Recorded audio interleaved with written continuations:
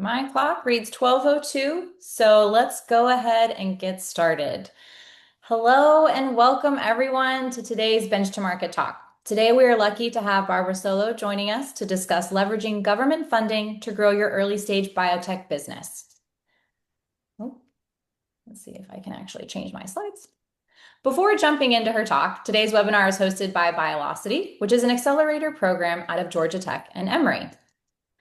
The Bench to Market series is part of our educational offerings, which we provide along with non-dilutive funding, access to a network of industry experts, and project management to those that are part of our yearly cohort. To see our historical Bench to Market webinars, check out our YouTube channel, where we have the recorded talks organized into playlists for guided support. We also encourage you to subscribe to the channel, which you can do with the QR code here. And now back to our talk today. I'm really excited to introduce our speaker, Barbara Solo. Barbara brings over 25 years of experience across pharmaceutical, biotechnology, and medical device development, and is widely recognized as a leader in non-dilutive funding strategy and healthcare innovation. She is the founder of Concept to Market, where she has worked with organizations ranging from early stage startups to global contractors, helping them navigate commercialization, regulatory strategy, and public sector funding. Over the course of her career, Barbara has led programs valued at more than $1 billion for U.S. government agencies and has helped her clients secure over $3 billion in non-dilutive funding. We're incredibly fortunate to have her here today to share her insights and experience. And with that, Barbara, I am going to stop sharing and turn it over to you. Thank you, Jesse, and thanks everybody for having me here today. I'm looking forward to presenting to you all and seeing how I can help you find government funding for your businesses. And as Barbara gets her deck up, I just want to remind everyone, if you have a question, feel free to put that into the chat or Q&A. I'll be monitoring that. If appropriate, I'll ask at the time. Otherwise, hold them to the end of the talk. All right. So we're going to talk about leveraging government funding to grow early stage biotech companies. I'm going to go through actually the introduction Jesse already did. We'll give an overview of government funding, then break it down by Health and Human Services, Department of War, other lessons learned, and government-sponsored studies. Just as a note, I know that the Department of Defense isn't technically the Department of War officially because it hasn't gone through Congress. However, I've taken the stance that based on the solicitations that come out and what I'm applying to, I use the same terminology as the government's been using, so I'll use the Department of War for this presentation. So as Jesse said, I'm from Concept to Market.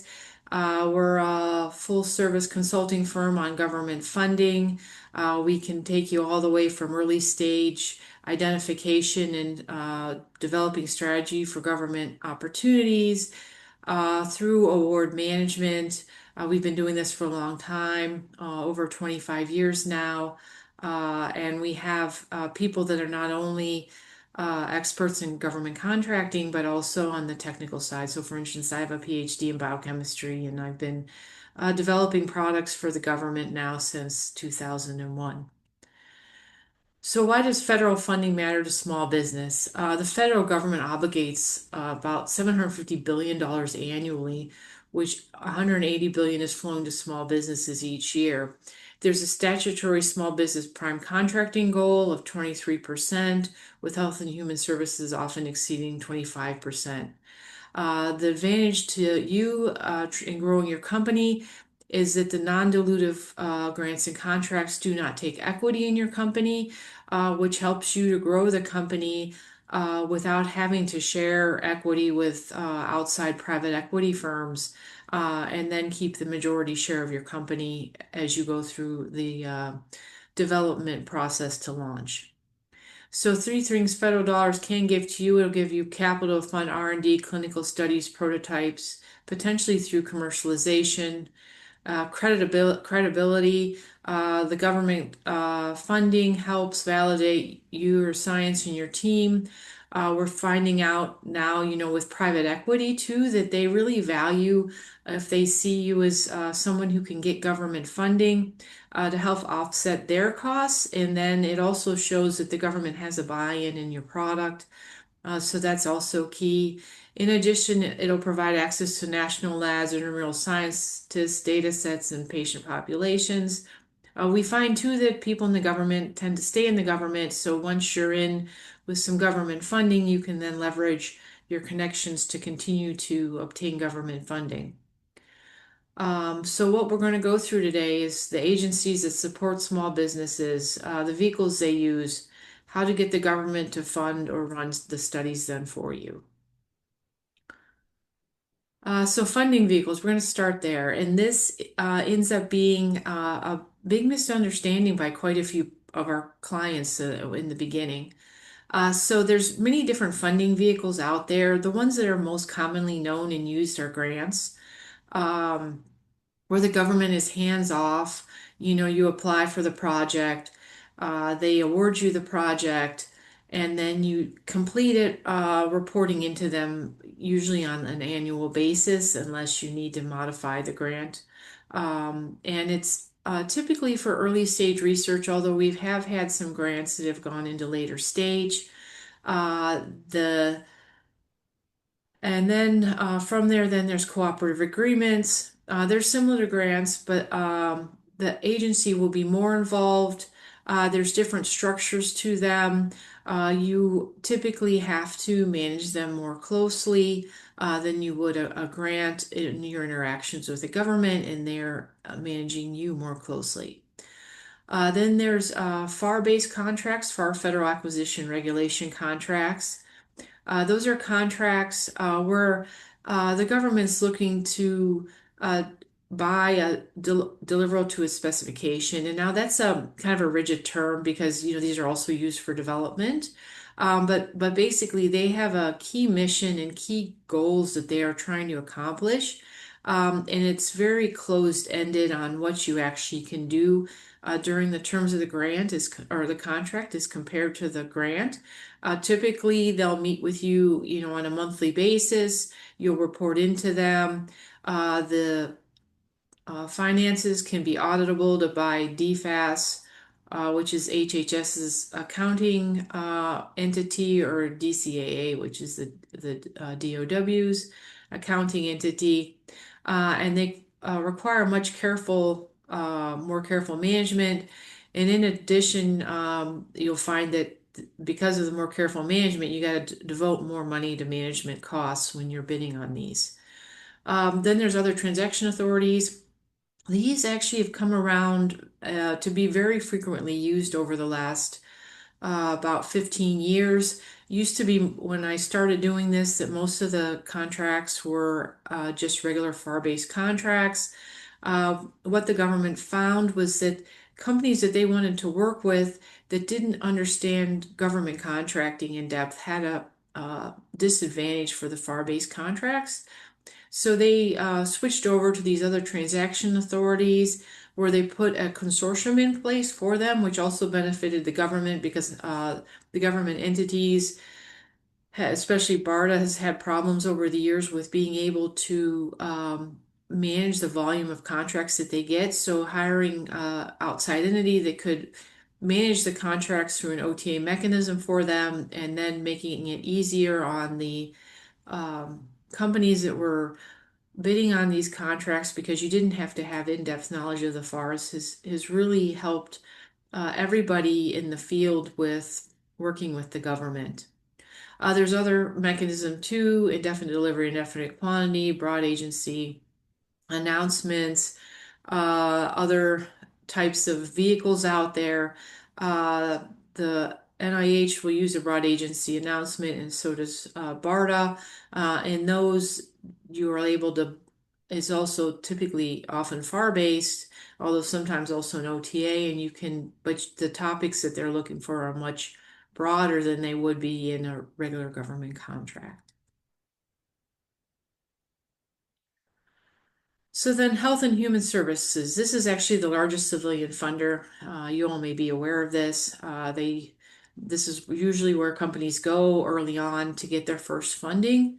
They have the broadest range of funding topics, and a large budget. So they have 1.7 trillion annual budget with 130 billion discretionary R&D and contracts.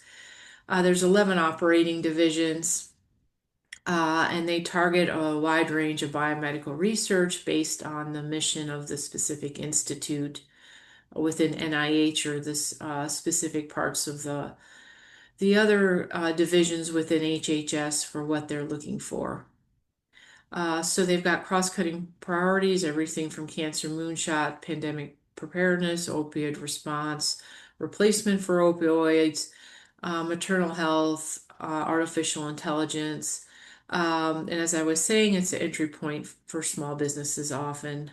Um, Through the SBIR, STTR programs, and the Office of Small Disadvantaged Business Utilization, which can help with free matchmaking, outreach events, and vendor days. So then we'll go on to NIH. So NIH, they have a 47 billion annual budget with 83% of the funds extramural funded via grants and contracts. It has the largest SBR STTR program in the government, which, if you all haven't heard, it was finally reauthorized. The president signed the SBR program back into legislation on Monday. So y'all need to gear up because we're back in business with the SBR program after it had lost its authorization in the Q3 of last year.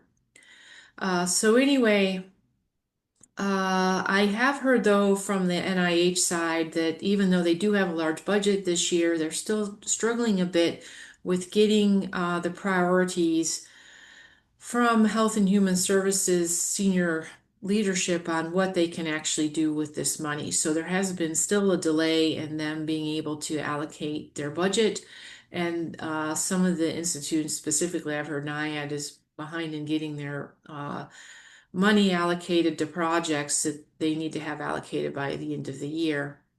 I am a little concerned it's going to be like last year, where then they have to hurry up at the end of the year and fund whatever open contract vehicles they have to spend the rest of their money. But I am hopeful because, as I said, the SBR program got reauthorized, and there's now a date for the SBR Omnibus of September 5th for more new applications. So it seems to be moving along. So in addition to the SBR, STTR programs, there's also other grant programs that are investigator initiated, the R01, the R21, R43. Well, we were talking about SBRs and STTRs. There's a U series, cooperative agreements, P series, central grants, training grants, and contracts. I know, for instance, the R01's largely university funded. However, you could potentially, especially if you're very early on, consider collaborating with, your universities to help with your early stage funding targets. Um, so there are some key mechanisms for small businesses. For instance, the SBR has a directive phase two where you can skip phase one if you have feasibility data. However, as a note, for the SBR directive phase two is actually more competitive than the phase one. And if you have a phase one, they're already starting to budget when you get your phase one for you to have a phase two. So you need to strategize how you want to approach that. There's a fast track where you can submit your phase one and phase two in a single application. And by phase one and phase two, these are development stages. It doesn't refer to clinical trials. So phase one is an earlier stage in development, and then phase two is a little bit later on in development in the preclinical pathway. Um, then the NIH commercialization readiness pilot and the I-Corps can also help for leading you to market discovery. So if we look at the NIH institutes and when they target the actual institutes with the largest, providing the largest funding are NCI, National Cancer Institute, National Institute of Allergic Infectious Diseases, National Heart, Lung, Blood Institute, NIGMS, NIDDK, Diabetes, Digestive, and Kidney, and the National Institute of Mental Health.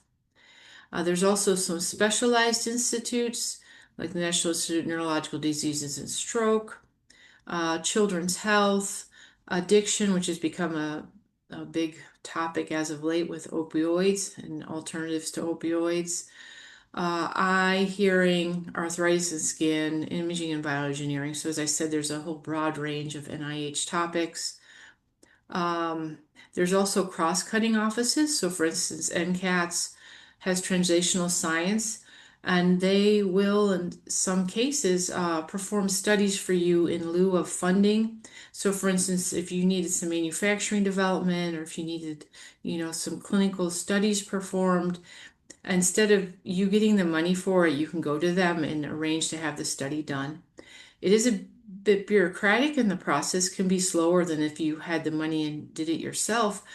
However, on the flip side of it, you are getting the studies done and you also are getting some technical input in helping to get the studies done using their processes. A lot of the opportunities from the NIH are posted early, so look on the internet, on the websites of the institutes themselves, on grants.gov. Really look around to see what's posted. It can be a maze actually to try and crosswalk it all and understand what's going on, but it's very important because they actually will post what they're planning to fund a year in advance. And so you can be able to figure out what's going to come out and how you can position for it. And then from there, figure out, a whole strategy around pursuing potentially a number of contracts and grants in serial and in parallel. If you can prioritize ahead. I worked for a company for a number of years where we actually had $180 million in revenue from government grants and contracts. It was Emergent Biosolutions. And I ran their government contracting for them, and we had entire pipelines going out of 5 years because that's how far ahead in advance we knew funding was coming out. And we typically had, in a quarter, we would be submitting 3 to 4 applications or proposals. And that's how we kept our pipeline going. We were funding 8 and 9 products off of government funding across Health and Human Services and the Department of War. So do pay attention to websites, what's posted, sign up for emails to be able to get the latest on what's happening. They have these strategic plans, council concepts. I know NIAID, for instance, has a council concept meetings where they meet and they decide what they're going to fund over the next several years, and then they post that and what they're planning to do. There's notices of special interests, there's the NOFOs, and so really just pay attention and get on lists to be able to see what's going to be funded. Then there's also a training program. NIAID and HLBI has training programs for launching, how to launch a company, how to apply for SBIR, STTR funding. That's called ITEP, Innovator to Entrepreneur Program. And then there's one AAP, NIAID Application Assistance Program. And what they are is they're the ITEP, because I sat through it, is weekly meetings where entrepreneurs sit with a third party that NIDE and HLBI have hired to help them learn how to go ahead and get their company up and running, get their intellectual property identified, identify funding sources, and then how to apply for the SBIR program. I thought it was very helpful when I listened in on it to the people that were applying. They were actually, even the people were real time putting their applications together and giving them to the ITEP program people to review and provide input on how to actually navigate the SBIRs. So then the SBIR STTR reauthorization. So for people that may not have been aware, as I was saying earlier, the SBIR STTR program, the legislation expired last year. There was concern in the Congress that the money was being basically siphoned out of the U.S. into foreign countries for product development. That led to a prolonged reauthorization process and no SBIR STTR program since last year. However, on Monday, the president signed the Small Business Innovation Economic Security Act into law. This reauthorizes the SBR and STTR programs through September 30th of 31. And NIH has posted, and this has been since Monday, that it's going to be ready to accept applications for on this for standard receipt date of September 5, 2026, to check the NOFOs for forecasts of other potential funding opportunities too. So there's key changes from previous legislation.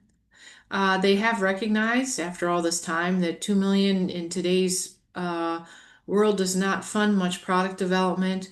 So they have put together a new category allowing qualified agencies to issue phase two contracts of up to 30 million for over a 48-month performance period for recipients who already held a prior phase one award, demonstrate commercial viability, and have 100% matching funds.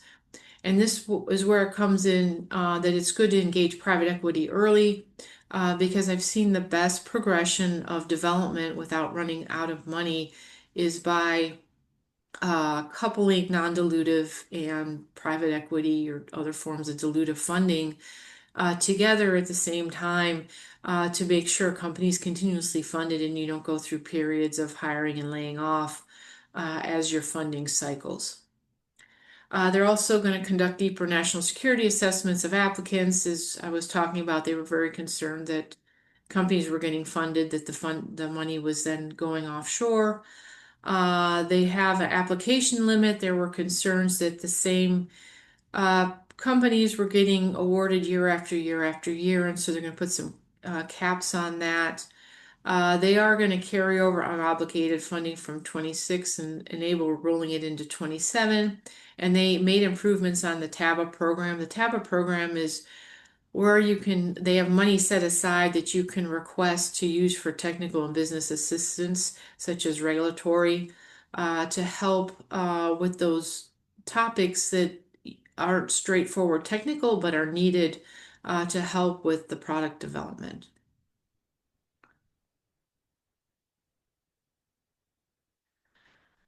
So then SBR, STTR, the core program. So what is it? So this actually, and I've been talking a lot about NIH, but it actually spans across the government. I noticed the Department of War already posted right after the legislation was approved what its initiatives are and what its plans are, and it's already getting ready to accept applications in the next couple of months. But it is a federally mandated set aside. Uh, there's 11 participating agencies. You're enabled to keep 100% of intellectual property you develop. So on FAR-based contracts, the government has a right to use the technology. However, on these SBIRs, that doesn't hold.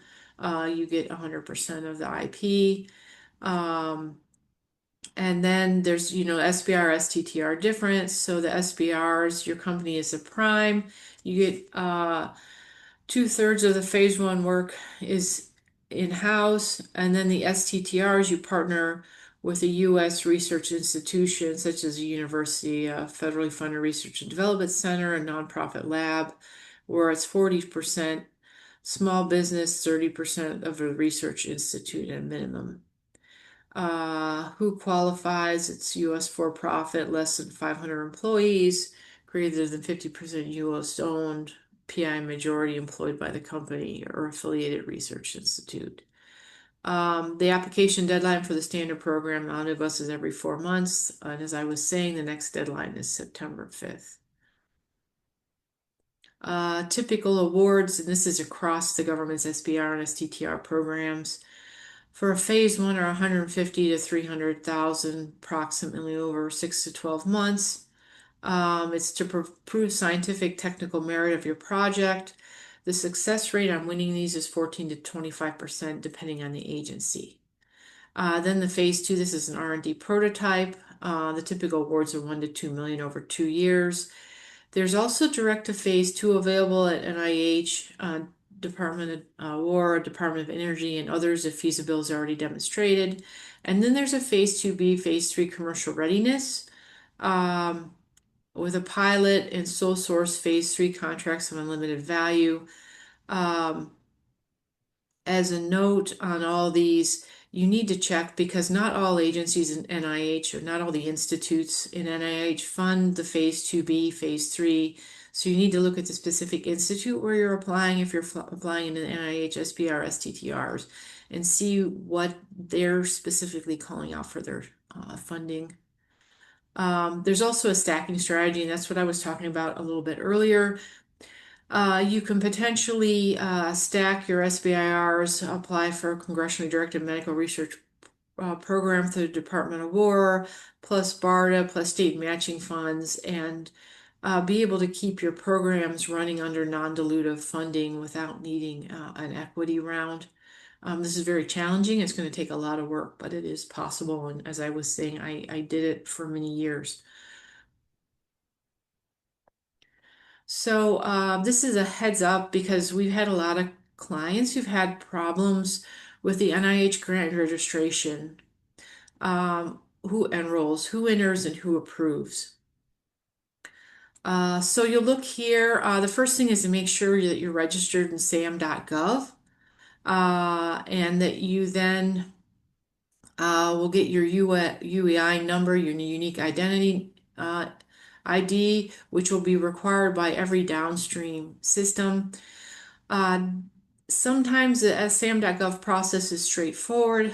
Sometimes it is complicated. It can take several months. Even renewals we've seen have, in some cases, taken several months. So don't wait till the last minute to do this. We've even had companies that are foreign owned that had U.S. subsidiaries and they were trying to fund the U.S. subsidiary and it just got stuck and we could never get it unstuck. So just be aware of that. We had one company even that uh, our consulting LLC actually bid because we're in sam.gov, and we've got some government funding ourselves. And so we bid on behalf of this company because they couldn't get their sam.gov registration through in time because they waited too long and they hadn't contacted us for help. So just be aware of that. The process for sam.gov right now is variable even if you're renewing. ERA comments then is one of the next steps that you'll need. Uh, Whether you got an institution profile, you assign a signing official, a program director, your other administrative roles, and then that sets you up then. And then you go into grants.gov where you need to link your organization profile to the SAM uh, and then set up your workspace for the specific NIH FOIL and the assembled application package depending on the funding vehicle.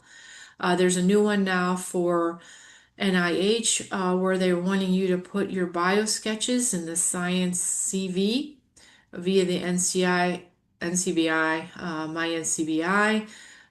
So this goes in, there's a required format that you got to use. There is a process behind it. Make sure that you get on that too and don't leave it thinking, oh, it's just a bio sketch and it's not going to be a problem because it is another process.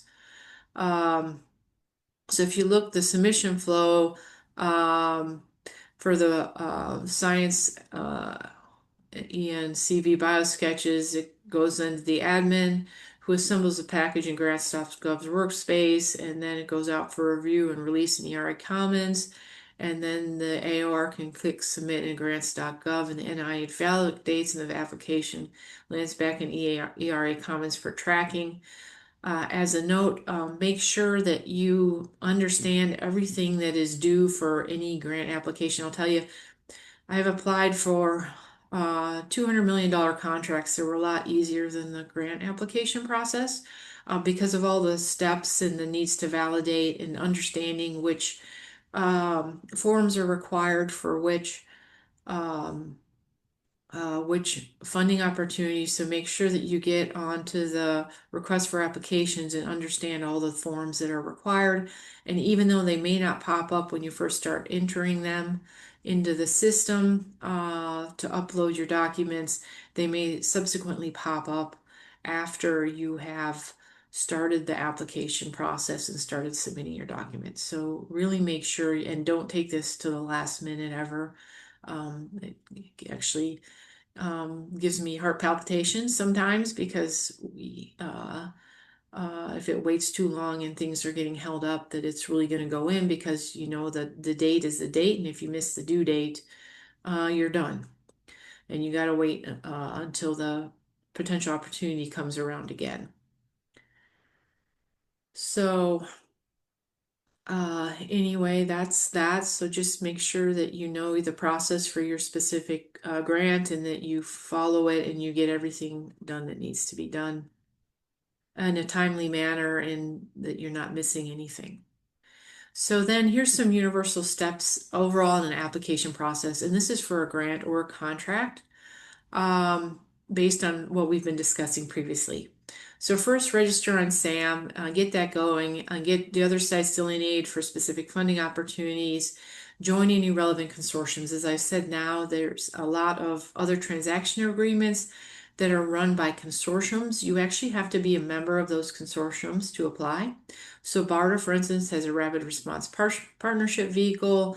There's a Medical Technology Enterprise Consortium, a Biopharmaceutical Manufacturing Preparedness Consortium, Biomap, and the Medical CBR and Defense Consortium. And I'll go into these a little bit more later. But as a note, some of them do require that they're going to look at your IT systems and make sure that your IT is secure and want to understand your IT practices and understand who's working at the company and what their citizenship is. And there's all kinds of different steps, especially in the MCDC that are implemented, and it could take a bit of time. And this is another one where we actually, because we're a member of all these consortiums and we're tracking them, where we actually applied as a prime and let the company with a technology sub to us because their application to join MCDC got delayed and they were not members at the time the actual funding proposal was due and they were going to be late and be disqualified and we ended up submitting it for them.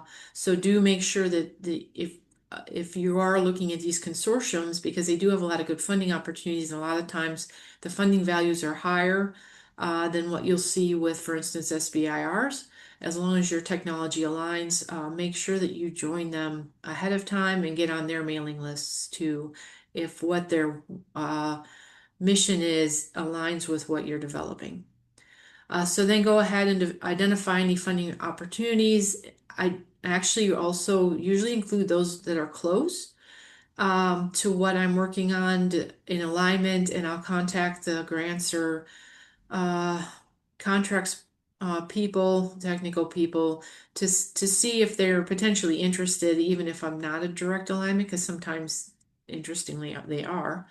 Um, and then you look at your technology or your product and make sure it aligns with the funding vehicle's goals and stages of development, and also any mandatory criteria. You got to make sure you meet those. And then put a product development plan together with the activities identified that the grant will fund. And in that, look at your overarching development plan to make sure you understand how the activities you're going to ask this grant to fund fit into the rest of your development plan. And as a note, I have had grants and contracts where I've had part of my development supported by one grant and another part of the development supported by another that are pseudo running in parallel. So be aware that's a possibility to be able to make sure your funding's continuous and that you're moving your development along. Um, so anyway, then determine what you want to accomplish with the funding based on available budget. Be realistic on this. I've seen companies try to squeeze everything in. You really want to go out and get quotes from vendors. So give yourself enough time, usually at least 2 months, as long as you know you haven't learned about the funding opportunity late. Give yourself at least 2 months to go and put study designs together and get real quotes from real vendors and get more than one quote. You don't want to leave yourself where you find out that you estimated your cost and you find out later that you severely underestimated. Um, in all the years that I've done this, usually what I do is when somebody gives me an estimate and I know that they didn't get a quote on it, I'll actually double it or triple it, and that ends up being accurate. So to make sure you know how much your projects are going to cost and that you have subcontractors, vendors that are recognize that they can do the work for you and that they've provided you a quote. And usually you're going to need a letter of support from them anyway, so you might as well get a quote too. Um, then you want to actually, after you've got figured out what you want to do, at least at a high level and some level of detail, you want to reach out to the government to create awareness and gain feedback. The contracts and grants that have gone the best are the ones where we were talking to the government well ahead of time. For some of the contracts, we were even talking to them a year ahead of when the actual RFP came out, request for proposals. So do get to the government so they're aware of what you're developing. They can give you any feedback on, and they'll even tell you that it's getting to the place where a lot of the government entities will tell you straight up whether they're interested or not. I mean, they can't tell you, of course, whether they're gonna fund it or not, but they'll give you a cue if they don't think it's gonna be funded, and then you got to consider if you want to really push it or move on to the next thing. Create a team with your universities, your subcontractors, your consultants that are experienced to complete the proposed work. Identify and secure intellectual property and trade secrets. Um, I know that it's possible to submit grants and contracts without having your intellectual property and your trade secrets tied down, but I'm telling you from experience that information gets around the government. Don't be paranoid about this, but please, it's best before you submit your applications, and even before you start talking to the government, to at least file provisional patents and determine a strategy on what your trade secrets are going to be. You need to identify the win themes and develop the application proposal outline, and then go ahead and draft it and have reviews by knowledgeable third parties if possible uh, to give you an opinion. I mean, usually we suggest three review processes: one in the beginning to make sure that you're being compliant with what's required, one in the middle to make sure you're on the right track, and right before submission to make sure that the proposal or the application is complete, and submit prior to the deadline so you don't miss. So here to go through some opportunities outside of the NIH programs. There's BARDA, Biomedical Advanced Research and Development Authority. It's housed in ASPR. It funds late-stage development of medical countermeasures, including vaccines, therapeutics, diagnostics. There's an interesting thing I'll tell you because I'm also going to talk about the Department of War. I've talked to companies, and companies will say, well, I don't really want to develop an Ebola therapeutic, even though the small molecule is the same thing I'm using for some other indication. Well, you got to consider when you're in the middle of developing an Ebola therapeutic, even if you don't see it as commercially viable, you are potentially going to get some animal studies out of it for safety, which potentially can be the same if you're looking at other indications. You can get your manufacturing process developed out of it, both for your drug substance and your drug product, potentially, depending what the final confirmation is. And there's other things that are in common. So if you're developing, say, a therapeutic for one indication that isn't aligned to a medical countermeasure, and they want you to develop for a medical countermeasure, it may be in your best interest if you need money to go ahead and do this for them and then gain what you can out of it for your commercial indication. I've also been in a place where I had half my staff funded under government grant, and I didn't have enough funding to afford the other half of their salaries. So I went ahead and applied for some of these uh, uh, chemical, biological, radiological, nuclear opportunities because it helped offset the costs on my commercial product development because it was funding some of my staff who would then develop this in the other part of their time. And then also, of course, these all have indirect rates on it, so they are covering your overhead costs. So just think about that when you're looking at these. You're like going, why am I going to develop an Ebola therapeutic because this my product might work for Ebola, in addition to whatever commercial indication I'm using, because there are some advantages in it in some cases. Um, and then and so just BARDA has an early stage program called Drive, and it's for smaller amounts of money. And then it has most of its other programs are later stage, late preclinical into clinical development. So you just need to see how you align. Then there's ARPA-H, and they are similar to DARPA, where they're looking for very futuristic, super cutting edge. Um, if you're interested in ARPA-H, you really need to talk to them and get them interested before you get too far along in the process and make sure you align. Or in some cases, you can get their project managers to align with your thinking too on, hey, you've come up with this great idea and you think it's gonna, cure cancer with one simple molecule. So that kind of stuff too, if you've got that, go talk to them and get them interested and make sure they're aware before you apply.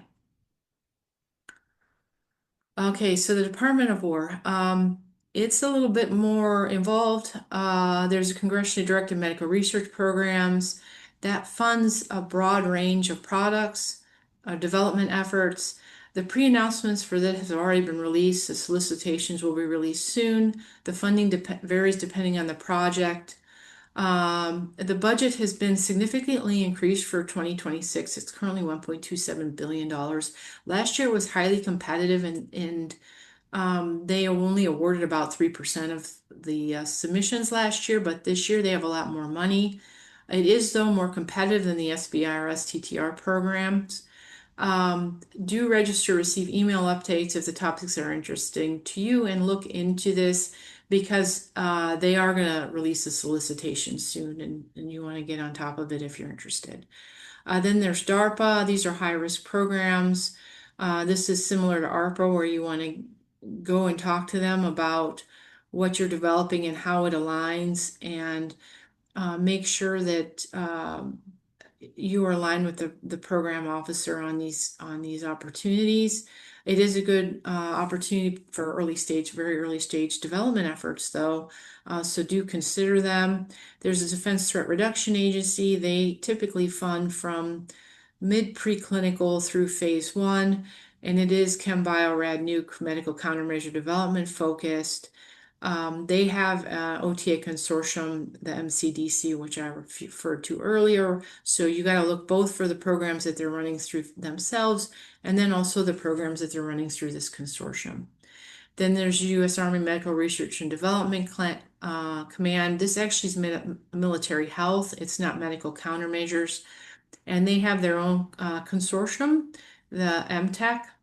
Um, and the MTech actually does other military health topics too, so they're a good one to look at because, as I said, it isn't Chem Bio Rad Nuke, it's actually military health. So you can get topics in there that are related to military health that apply to, like Parkinson's or that. So take a look at that and see what's there. And do go talk, you can talk to MTech, they're really willing to talk to you.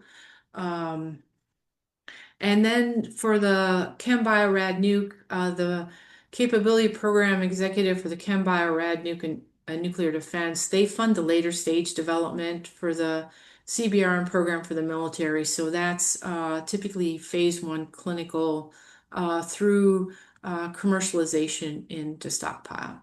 So although also consider the NSF, the DOE, the USDA, NASA, Department of Homeland Security, the Veterans Administration. There are from time to time opportunities like NSF. It's usually earlier stage, but do take a look at these. It doesn't hurt at least to look once and see if there's alignment. So from all our lessons learned, I compiled this slide, and some of it I've already talked about. So you want to start early, at least 2 months. As I said in the past, I was tracking opportunities out to 5 years. Some opportunities are posted 2 to 3 years in advance, especially for the bigger contracts. Make sure you interact with the government, understand what they're looking for, what their mission is, and how you're aligning. Define your studies, obtain your price quotes from at least two vendors. Be sure that the proposed scope of work will support future funding. So, I'll tell you, an animal efficacy study goes a long way to get you a decent amount of preclinical funding.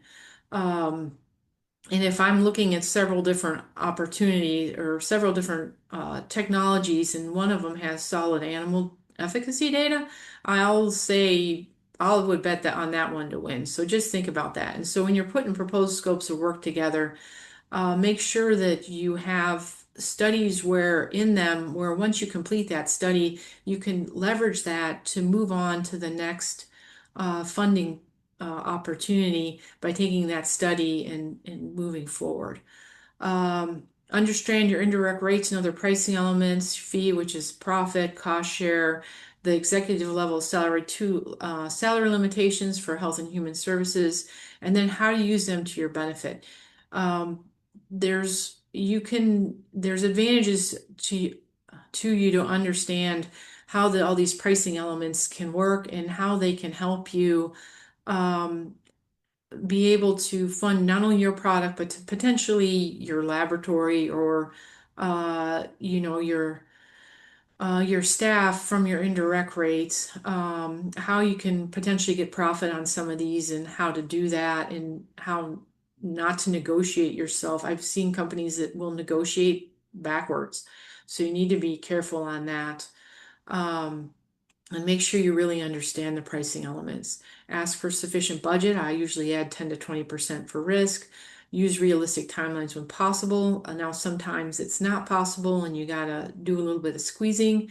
It's best to do the squeezing at the end, so the first 6 months of the project you aren't already behind on your timelines. If you had to squeeze your timelines to fit it in if you got a 2.5 year project that you need to fit into a 2 year bucket, squeeze the last half year into the end of the second year. Don't be immediately off on your timing for your timelines right when the project starts. No FDA regulatory requirements to prevent your product not only through phase one clinical studies but also licensure. Because in the end, you are developing a product that you're planning to commercialize. This isn't about writing papers. So you want to make sure that you don't do studies you don't need to do. For instance, back to animal efficacy studies, for a phase one clinical trial, the number of animal efficacy studies that are actually required are very low. I often see universities publishing a lot of efficacy studies, though, because they make good publications. So just kind of consider that and balancing it out on what your goals are.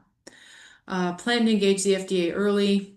Funding organizations prepare and often request FDA feedback. So, for instance, I typically figure that if I'm going to go talk to BARDA, the first thing they're going to ask for at the beginning of a project is to go talk to the FDA and get their buy-in on the development plan. Make sure you understand your risks. Have backup subcontractors and consultants for everything because subcontractors and consultants. You'll have one and you think it'll be good and something suddenly happens. And you also want to make sure you understand, because I've sometimes gotten twofold differences in pricing from the same scope of work. Make sure, as I said, you get stage reviews of your proposal and pursue multiple funding vehicles in parallel and keep applying. Don't get discouraged right away or easily. And then this is all about, and I know I'm running out of time. This is all about if you can't find funding or if you prefer asking the government to do the studies for you and partnering up. A number of the NIH institutes and BARDA um, and the Department of War, they will do studies for you. So, for instance, if you're about to go into a phase one clinical study and they really like the product, they may be really willing to do the toxicology studies in animals for you if they want to see the product advance. Same thing with manufacturing. So look around on the websites for that too. Don't just look for funding and don't discount it. So then we listed some key resources and URLs in here, and we'll share the slides after. And this is me and Brian Penny, who works with me, who's also managing partner, and he's been doing the contract and finance side of of this for also 25 years now. So thank you all for listening. I hope you found it helpful. Thank you so much, Barbara. There was an incredible amount of very helpful information. I do want to jump into some questions. So, the first that we have is what resources do you recommend for checking intellectual property and patents and whether a patent has expired? The patents are published online, but I don't, I have some lawyers, if we take this offline, that I can share with you all, that you could reach out to.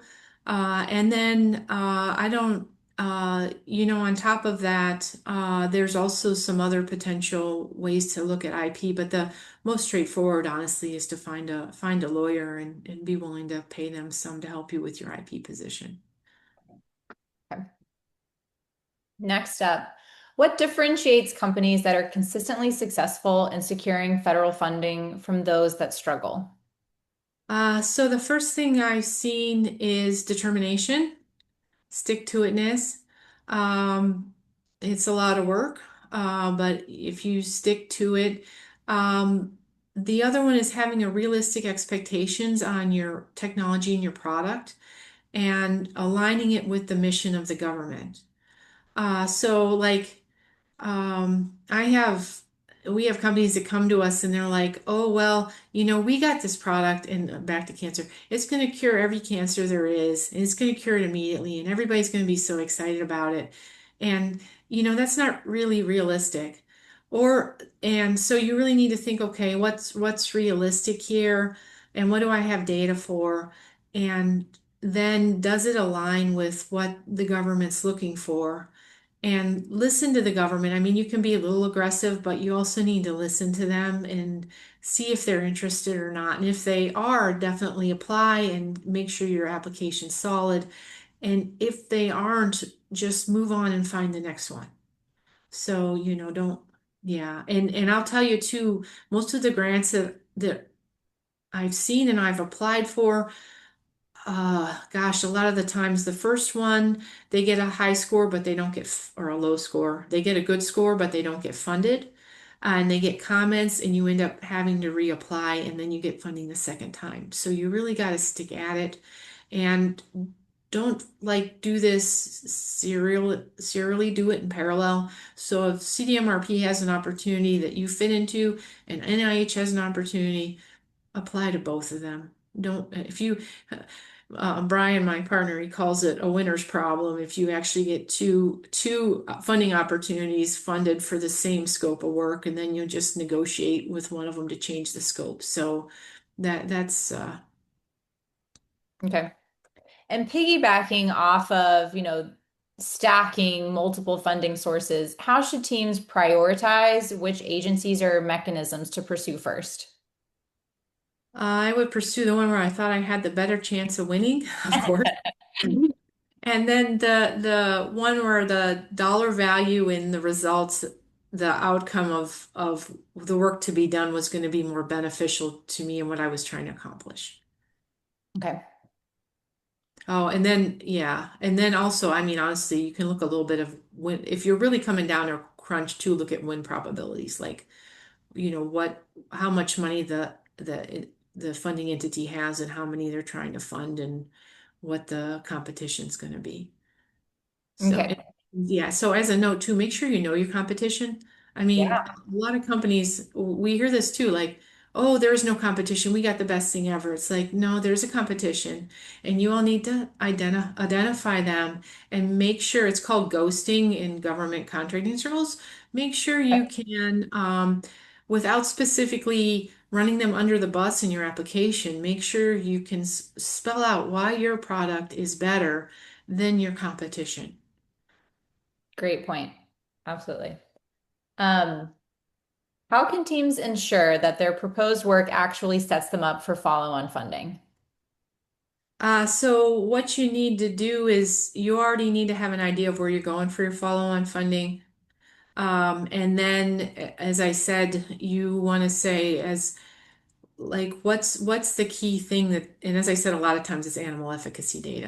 What's the key thing that's really going to get this product recognize that it's doing what we want it to do. The other thing you need to think about though too is the indication and how that aligns. So if you've got a product that potentially can have multiple indications, you need to sort out like from a commercialization strategy what you want to commercialize for based on the market, and then tie that back to what the funding entities are funding for, and then put a study together that'll prove that your product can do that. Hmm. So, yeah, because the rest of it, the process development, the manufacturing, the formulation. I mean, I've seen companies too even go into the clinic with a rudimentary manufacturing process, and because they get good clinical data, they keep getting funding, even though what's going to eventually hold them back to licensure is their manufacturing process. Hmm. But they can keep driving on getting positive data that shows it from a safety and efficacy perspective that the product works. Now, you do need to be able to some degree tie it back that you've got a manufacturing process and you've got a formulation that's viable. But in any case, that'll help you move forward is how your data, as I said, competition, how does your data compare to others that are out there? Fantastic. Next up, what are some of the biggest pitfalls or risks companies underestimate when pursuing government funding? The pitfalls, so the I think the biggest pitfall we see is waiting too long. Okay. So they'll come to us 10 days ahead of when this application is due, and Hmm. they won't have anything done, and they think they're going to write it over 2 days and it's going to be quality. And that doesn't happen.